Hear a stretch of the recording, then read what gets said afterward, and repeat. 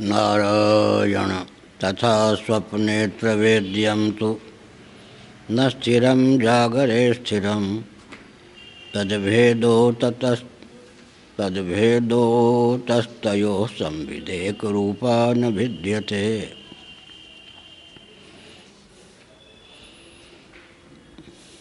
जागर दशा में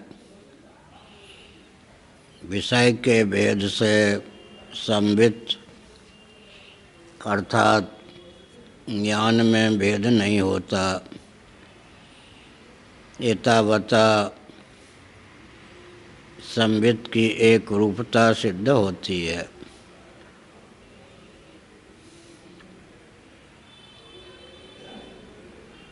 आत्म चैतन्य से अधिष्ठित अंतःकरण से युक्त इंद्रियों के द्वार से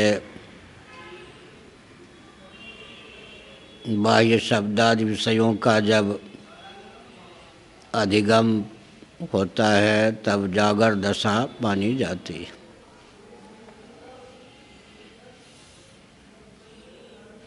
शारीरक उपनिषद पैंगलोपनिषद के अनुसार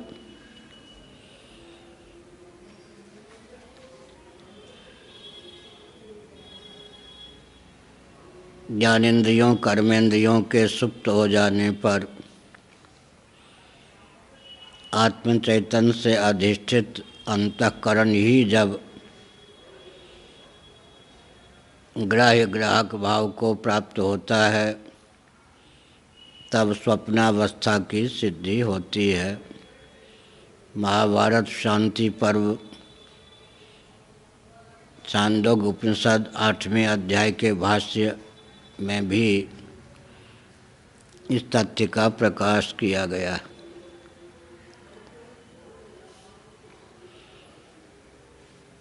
उस स्वप्नावस्था में भी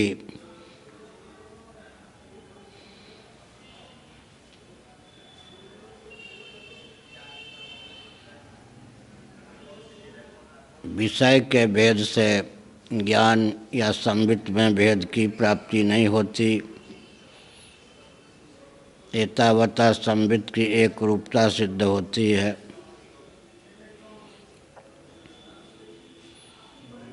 स्वप्नावस्था में जो वेद्य शब्दादि विषय और उनके अभिव्यंजक संस्थान शक चंदन वनिता व्यंजन आदि हैं वे स्थिर नहीं होते, जबकि जागर दशा में स्थिर होते। जागृत का वट वृक्ष स्वप्न और सुषुप्ति के भंग होने पर भी पुनः परिलक्षित होता है, द्विकालिक है। लेकिन स्वप्न प्रपंच टूट जाने पर फिर स्वप्न में दृष्टिगोचर पदार्थ कभी परिलक्षित नहीं होते। अतः स्वप्न प्रपंच में वेद्य की अस्थिरता सिद्ध है। यद्यप स्वप्न में पंच ज्ञानेन्द्रिय पंच कर्मेंद्रिय अंतःकरण चतुष्टय का व्यवहार देखा जाता है, उपोद्बलक 5 प्राण को मिलाकर मांडूक्य उपनिषद के अनुसार एकोनविंशति मुख जागर के समान ही स्वप्न में भी जीव होता है। एकोनविंशति मुखः। तथापि आनंद गिरि जी ने लिखा मांडूक्य कारिका के भाष्य में, उपनिषद के भाष्य में जो कुछ तथ्य है उसको स्पष्ट करते हुए कि प्राण जो हैं साक्षात करण नहीं हैं, लेकिन करण कोटि के इसलिए माने जाते हैं क्योंकि कर्मेंद्रियों ज्ञानेंद्रियों के सहित अंतःकरण में जो स्पंदन की प्राप्ति होती है तो प्राण की विद्यमानता के कारण ही, प्राण करणों के उपोद्बलक होने के कारण करण कल्प हैं, साक्षात करण नहीं। इसीलिए शारीरक उपनिषद ने चतुर्दश करण से युक्त जागर दशा को माना और करण चतुष्टय की विद्यमानता को लेकर स्वप्नावस्था को स्वीकार किया। सुषुप्ति के संबंध में शारीरक उपनिषद और पैंगलोपनिषद ने बताया चित्तैक करुणा सुषुप्ति ही। अंतःकरण में केवल चित्त ही अवशिष्ट रह जाए तब उसका नाम सुषुप्ति है,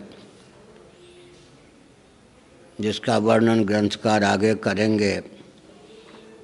मांडुक्य उपनिषद के अनुसार मुख का अर्थ करण होता है, अभिव्यंजक संस्थान होता है, तो चेतो मुख जीव होता है। जागर स्वप्न के प्रति बीज रूप में जब अंतःकरण की विद्यमानता होती है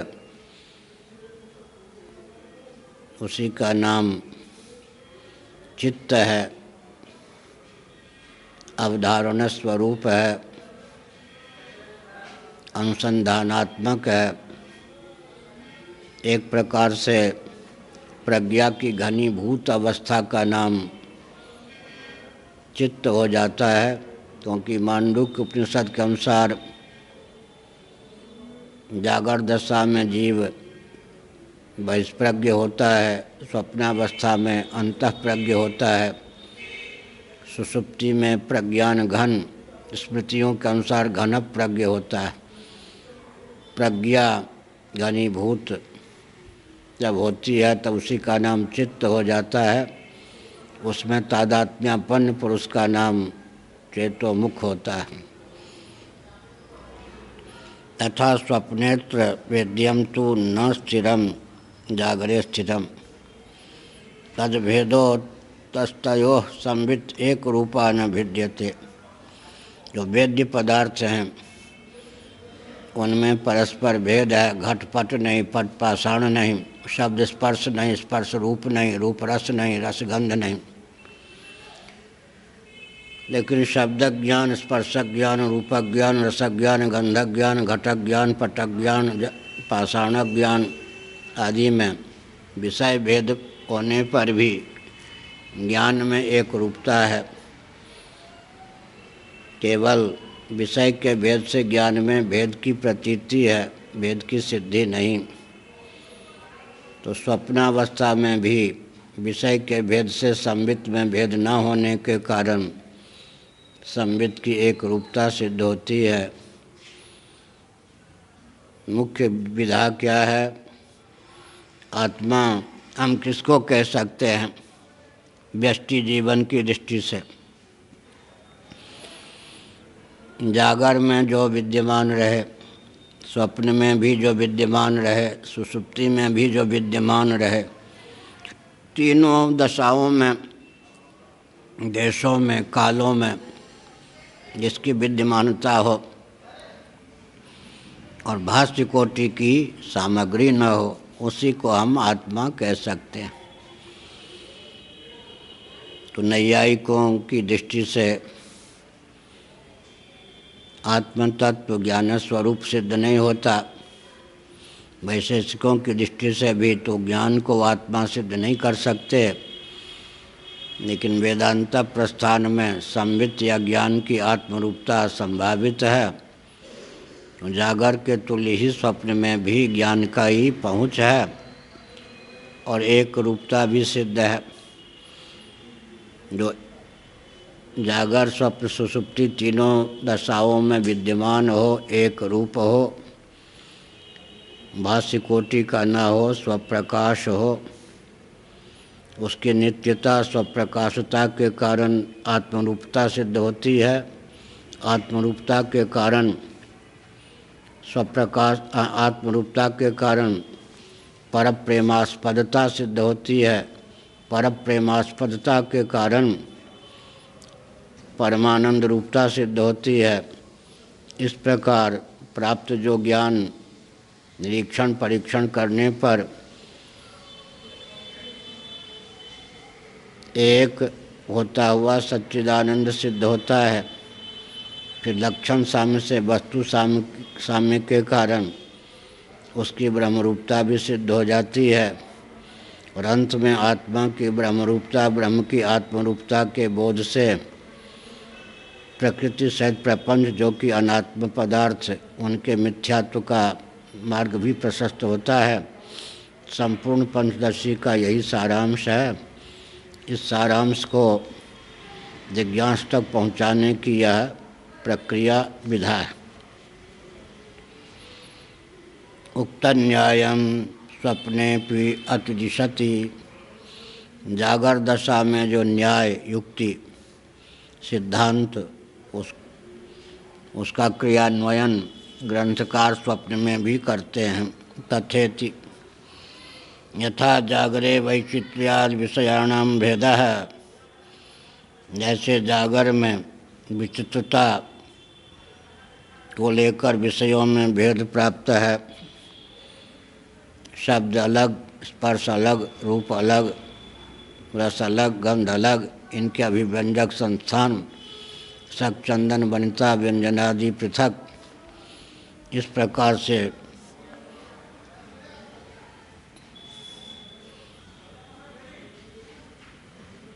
विषयों में भेद की प्राप्ति है। ऐक्य रूपा संविद भेदो अभेदश्च तथा तेनैव प्रकारेण स्वप्ने कर्णेषु उपसंहृतेषु जागृत संस्कारजः प्रत्ययः सविषयः स्वप्नः इत्युक्त लक्षणायां स्वप्नावस्थायामपि विषया एव भिन्ना न संवित् इति।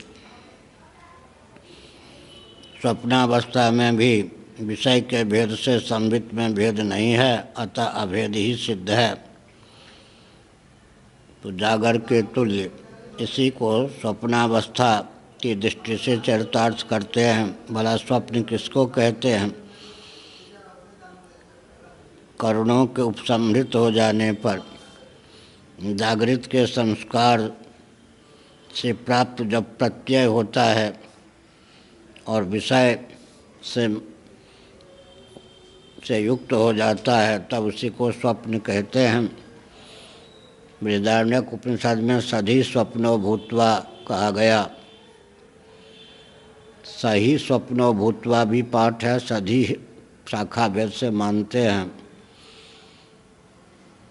अर्थात स्वप्नावस्था में बुद्धि से उपलक्षित अंतःकरण ही करण रहता है और वह वासना की प्रगल्भता से निद्रा दोष के वशीभूत होकर आत्मचैतन्य से अधिष्ठित होने पर, कर्मेंद्रियों ज्ञानेंद्रियों के सुप्त होने पर स्वयं ही जब ग्राह्य ग्राहक भाव के रूप में परिणत होता है, तब स्वप्नावस्था की प्राप्ति होती है। जागृत संस्कारजः कहा, जागर दशा में जो अनुभव होता है वह संस्कार के रूप में अंतःकरण में सन्निहित होता है। तरक संहिता के अनुसार उसमें निद्रा दोष भी आकर सन्निहित हो जाता है और संस्कार में भी सांकर्य हो जाता है। जैसे अपना कटा हुआ सर भी दिख जाता है स्वप्न में, बाहर जागृत में तो ऐसा नहीं देखा होगा। तो अच्छा सांकर्य भी होता है। किसी भवन का दर्शन किया, जागृत में भवन मान लो चेन्नई में है, स्वप्नावस्था में हमने उसको उत्तर प्रदेश के कानपुर में देखा।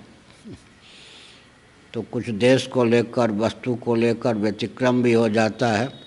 सर्वथा ज्यों के त्यों जागर के संस्कार स्वप्न में दृश्य वर्ग को प्रस्तुत करते हैं, ऐसा नहीं है। लेकिन उसी के आधार पर निद्रा दोष और मिश्रण के बल पर स्वप्न में भी विविध प्रकार के पदार्थों की अभिव्यक्ति होती है। साथ ही साथ वो स्मरण रूप ही नहीं, क्योंकि स्वप्नावस्था में क्या होता है, पदार्थ का अनुभव होता है। प्रत्यक्ष भी घटपटादि होते ही हैं, लेकिन केवल संस्कार जब स्मृति के रूप में उद्भूत होता है, तब वो मानस प्रत्यय का ही विषय बन जाता है पदार्थ।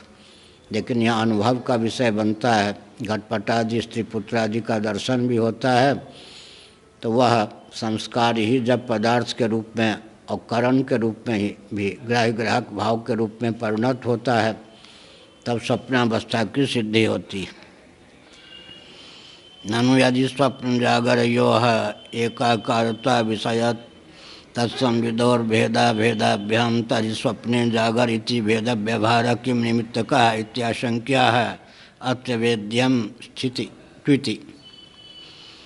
अब कहते हैं जब जागर और स्वप्न दोनों में विषय होते ही हैं तो संवित भी होती है, कर्णों का व्यापार भी होता है, तब आखिर जागर और स्वप्न में विभाजक रेखा ही क्या है? दोनों में एक रूपता ही सिद्ध होती है। इस पर कहते हैं अंतर यह है कि इस स्वप्नावस्था में वेद्य की स्थिरता नहीं होती। वेद्य माने जानकारी के विषय घटपट आदि की स्थिरता नहीं होती, जागर दशा में स्थिरता होती है। इसका अर्थ क्या होता है कि वासनात्मक विषय ही होते हैं, प्रातिभाषिक विषय।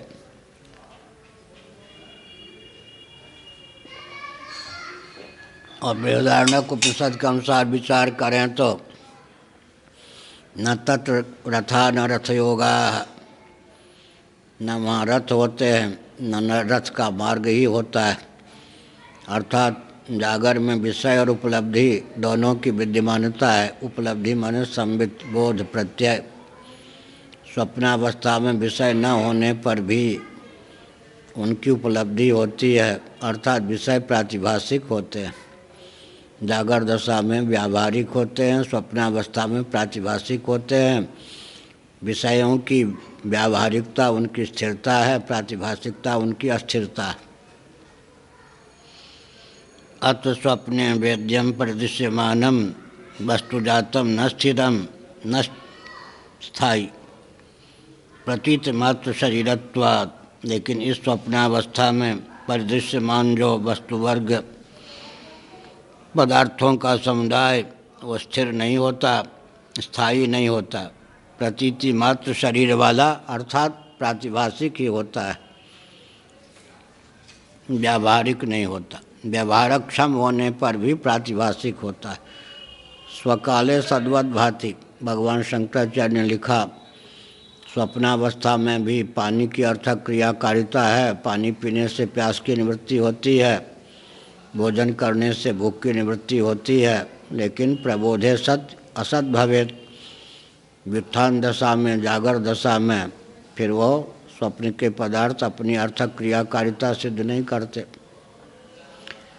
वैसे ही जागर के पदार्थ की पहुँच स्वप्न में नहीं होती, स्वप्न के पदार्थ की पहुँच जागर में नहीं होती। फिर भी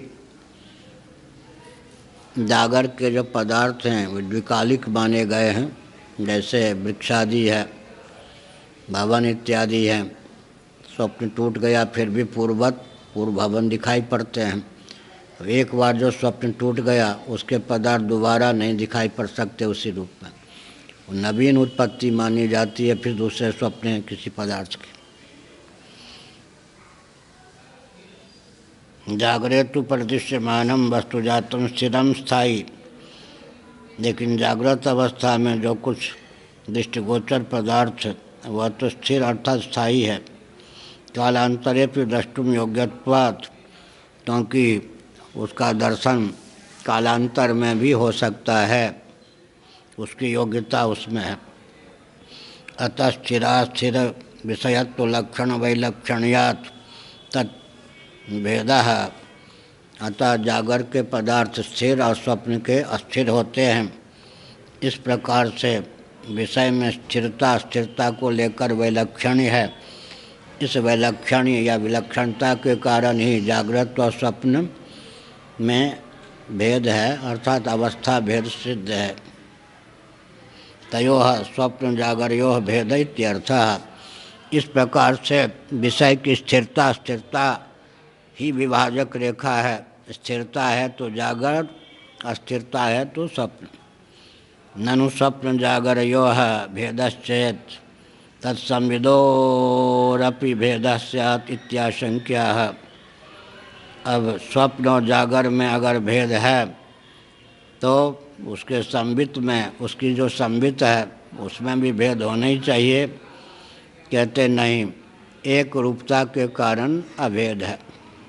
एक रूपेति हेतुर्गर्भम विशेषणम, अर्थात विषय के भेद से बोध में, संबित में या ज्ञान में भेद की प्राप्ति नहीं है। सुप्तोत्थितस्य सौसुप्ततमो बोधो भवेत् स्मृतिः, सा चावबुद्धि विषयावबुद्धं तत्तदा तमः। अब सबसे कठिन घाटी यह है कि सुषुप्ति में भी ज्ञान की सिद्धि हो। नैयायिकों के यहाँ तो आत्ममनस संयोग से ज्ञान की निष्पत्ति होती है। एतावता आत्मतत्व स्वप्रकाश ज्ञान स्वरूप नहीं है।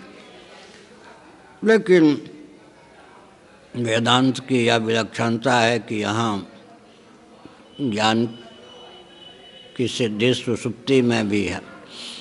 अगर सुषुप्ति में है ज्ञान तो तीनों अवस्थाओं में ज्ञान की पहुँच हो गई, और विषय भेद से ज्ञान में भेद न होने पर, फिर अवस्था भेद से ज्ञान में न भेद न होने पर ज्ञान की एक रूपता भी हो गई। और आगे कहेंगे कि भाष्य कोटि का ज्ञान न होने के कारण ज्ञान की स्वप्रकाशता भी सिद्ध हो गई। तो एक रूपता, नित्यता, स्वप्रकाशता, इन तीनों हेतुओं से ज्ञान की आत्मरूपता सिद्ध होती है। और जो आत्म तत्व होता है, नवारे सर्वस्य कामाय सर्वम प्रियम भवति, आत्मनस्तु कामाय सर्वम प्रियम भवति। इस दृष्टि से ज्ञान में एक रूपता सिद्ध है। कौन ज़्यादा बोल रहा है? बाहर का कोई होगा? कहाँ आए हैं, कहाँ हैं, ये सब ध्यान। खैर,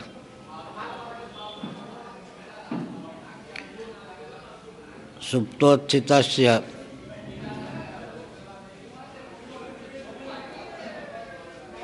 सौसुप्त तमो बोधो भवेत् स्मृति।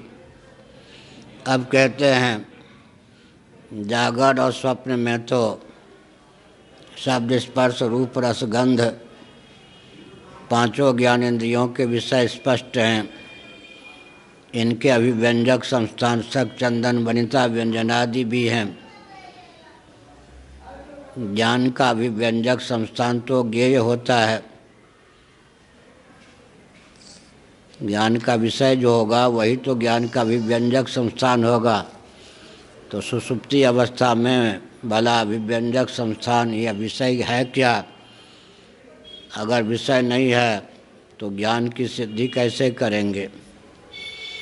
सुप्तोत्थितस्य सौसुप्ततमो बोधो भवेत् स्मृति ही। तो एक नियम है कि सा में माता व मेरी माँ, इस प्रकार जो स्मृति होती है अनुभव पूर्विका ही होती है। अनुभूति हो नहीं तो स्मरण की सिद्धि नहीं हो सकती। अनुभव टूटता है, संस्कार के रूप में अंतःकरण में सन्निहित होता है। उद्वेलक सामग्री के योग से उसकी अभिव्यक्ति होती है, तब जाकर स्मृति की प्राप्ति होती है। तो सुषुप्ति के भंग होने पर न किंचित अवेदिसम मामप्यहम नाज्ञासितम सुखमहमप्साप्सितम सुखमहमप्स्वाप्सम न किंचित अवेदिसम मामप्यहम नाज्ञासितम। इस प्रकार स्मृति होती है। उस स्मृति के बल पर सौसुप्त तमस, सुषुप्ति दशा में अज्ञान जो है वह ज्ञान का विषय होता है। सुषुप्ति अवस्था में अज्ञान ज्ञान का विषय होता है। इसीलिए वहाँ पर वेद्य जाकर टिक गया और विज्ञान भी टिक गया। हम लोग सुख और अज्ञान दोनों को वेद्य मानते हैं। यहाँ केवल तमस को लेकर बताया गया। तमस या ज्ञान वेद्य होता है और उसका ज्ञान संबित सुषुप्ति में भी रहती है। सच अवबुद्ध विषया अवबुद्धम तत्तदा तमः। स्मृति जो होती है वो अनुभव मूलिका होती है, बिना अनुभव के स्मृति हो ही नहीं सकती। तो अज्ञान का या तमस का अनुभव हुआ गाढ़ी नींद में, तभी गाढ़ी नींद के टूटने पर उसकी स्मृति भी प्राप्त है। उस समय आखिर बोध का विषय कौन होता है? तमस। इस प्रकार विषय की भी विद्यमानता है अज्ञान की, लेकिन अज्ञान से ज्ञान विलक्षण है। और कहीं सुखम अपस्वाप्सम की दृष्टि से सुख की भी विद्यमानता मान लें, क्योंकि जीव को आनंद भुक कहते हैं।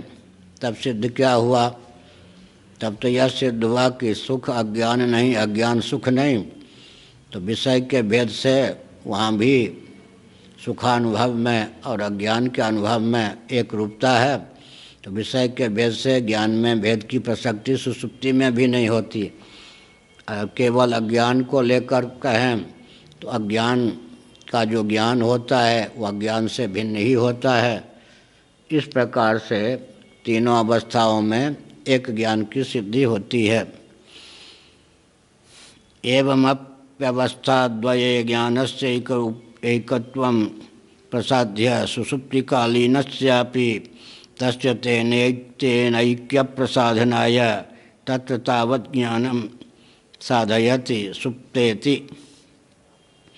इस प्रकार जागर और स्वप्न दो अवस्थाओं में ज्ञान की एक रूपता को प्रसाद्य अच्छी प्रकार सिद्ध कर दिया ग्रंथकार ने। अब सुषुप्ति की दशा में भी ज्ञान की विद्यमानता को सिद्ध करने के लिए यह श्लोक कारिका ग्रंथकार के द्वारा रची गई है। पूर्वम सुप्तः पश्चात उत्थितः सुप्तोत्थितः। सोकर जो जगा हो उसका नाम सुप्तोत्थित है। पहले सोया हो, बाद में सुषुप्ति के भंग हो जाने पर व्युत्थान दशा को जो प्राप्त हुआ है, अर्थात जो सुषुप्ति का ही नहीं जागर का भी दृष्टा है। अवस्था के भेद से दृष्टा या साक्षी में भेद नहीं होता। जिसने सुषुप्ति का अनुभव किया उसी को फिर जागर का अनुभव भी होता है, तब वह सुप्तोत्थित कहा जाता है। यहाँ पर सुप्तः जो कहा गया, वास्तव में तो जीव सुप्त नहीं होता। तो सुषुप्ति का आरोप जीव पर करके सुप्त कहा गया। सुप्त तो करणग्राम है। कर्मेंद्रियां, ज्ञानेंद्रियां, अंतःकरण, अहमिचा प्रसुप्ते की दृष्टि से विचार करें तो उनमें तादात्म्यपत्ति को लेकर अहमिति की बीजावस्था में तादात्म्यपत्ति को लेकर सुप्त कहा गया। वास्तव में तो सुप्ति का भी आत्मतत्व दृष्टा या साक्षी होता है, क्योंकि अनुभविता जो होगा अनुभवी से पृथक ही माना जाएगा, तभी स्मृति की प्राप्ति भी होगी। सुप्तम सुषुप्ति ही तस्मादुत्थित इति वा।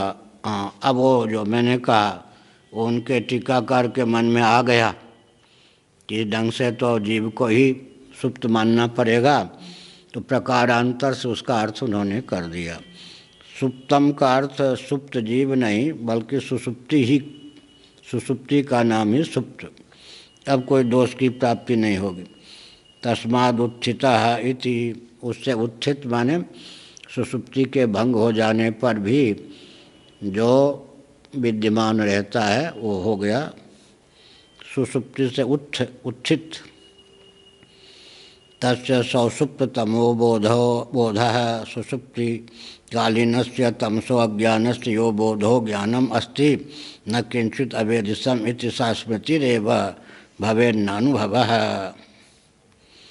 अब कहते हैं सुषुप्ति अवस्था टूट जाती है, जागर दशा की पुनः प्राप्ति होती है। सुषुप्तिकालीन जो तमस अर्थात अज्ञान, उसका जो बोध अर्थात ज्ञान होता है वह स्मृति कोटि का अनुभव होता है, अनुभव कोटि का नहीं। ज्ञान का अनुभव तो हुआ कब? या उसका तमस का अज्ञान का अनुभव हुआ सुषुप्ति में, इस समय तो उसकी स्मृति हो रही है, अनुभव से विलक्षण स्मृति है। अनुभव के टूटने पर उसके संस्कार अंतःकरण में विद्यमान हो, उपोद्बलक सामग्री के योग से फिर वो स्मृति का रूप धारण करें। तो अनुभव और स्मृति में अंतर है, अनुभव पहले, स्मृति बाद में। सुषुप्तिकालीनस्य तमसो ज्ञानस्य यो बोधो ज्ञानम अस्ति न किंचित अवेदिसम, मैंने कुछ नहीं जाना, इति सा स्मृतिरेव भवेन्नानुभवः, उसको हम स्मृति भी कह सकते हैं, अनुभव नहीं, वह स्मृति ही है, न कि अनुभव। तत्कारणस्य इंद्रिय सन्निकर्ष व्याप्ति लिंगादेह अभावात् इति भावः, क्योंकि अनुभव में, स्मरण में अंतर है, उसी को सिद्ध करते हैं। इंद्रिय सन्निकर्ष व्याप्ति लिंग के द्वारा अनुभव की सिद्धि होती है। अब उस समय सुषुप्ति अवस्था में तब चेतोमुख कहा, चेतना विशेष बीजात्मिका प्रज्ञा शक्ति, उसके माध्यम से सौषुप्त तमस का अनुभव होता है।